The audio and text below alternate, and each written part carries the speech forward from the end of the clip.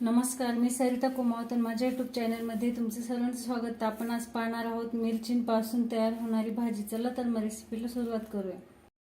आता सर्व मिरच्या मी अशा प्रकारे कापून घेणार आहे। या साईजने आपल्याला मिरच्या कापून घ्यायच्या आहेत सर्व।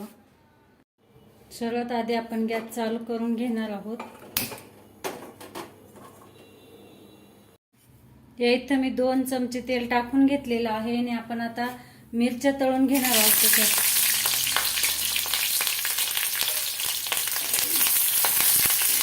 या मिरच्या आपल्याला जास्त तळायच्या नाहीत, आपण हलवारपणे तेलात तळून काढून घेणार आहोत।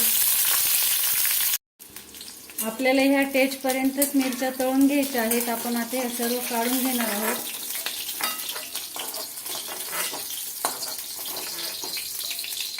एक अशा प्रकारे आपल्या मिरच्या तळून झालेल्या आहेत। गॅसची फ्लेम ही बारीक करून घेतलेली आहे आणि आता आपण फोडणीसाठी फक्त जिऱ्याचा वापर करणार आहोत। ते इथे मी टाकलेला आहे 1 चमचा जिरा आणि इथे घेतलेली आहे अर्धी वाटी शेंगदाण्याचा कूट। तर आपण तो सगळ्यात आधी व्यवस्थित परतून घेणार आहोत। या इथे आपली फोडणी मस्त अशी तयार झालेली आहे आणि आपण जे तळलेल्या होत्या मिरच्या त्या टाकून घेणार आहोत आणि चवीनुसार मीठ टाकून घेणार आहोत। आता हे सर्व व्यवस्थित मिक्स करून घ्यायचं आहे आपल्याला।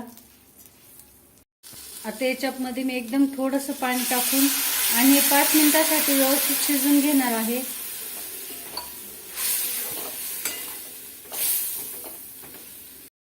तर या इथे आपली भाजी तयार झालेली आहे आणि ही भाजी मी झाकण न ठेवता शिजवलेली आहे 5 मिनिटं।